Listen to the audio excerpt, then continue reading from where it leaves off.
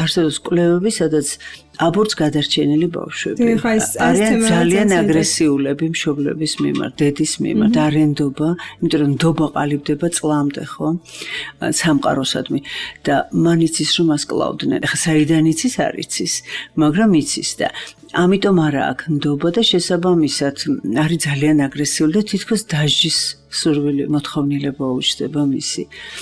ასევე ყოფილა შემთხვევები მაგალითად, როდესაც ერთი ესეთი кейსი, ესეთი შემთხვევა იყო, დედა, რომელიც მთელი 9 თვე რაღაცა პარტიტურას ამზადებდა, კონსერვატორიაში სწავლობდა, მუსიკოსი იყო, რაღაცა დაეკრა პარტია.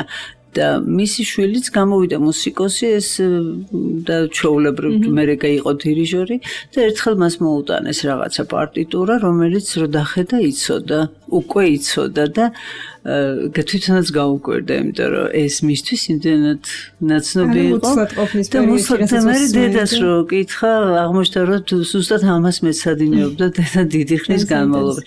საოცარი კონტაქტი არსებობს, ემოციური კონტაქტი, იმიტომ რომ ეს ბავშვი მიბმულია დედაზე ჭიპლარით და სისხლით გადაეცემა ყველაფერი. ჩვენი განზრახვა, ჩვენი გუნება განწყობა, როგორ გრძნობს დედა თავს, ბავშვი ამას გრძნობს და იმდენად დაცულია, რამდენად დაცულია დედაც.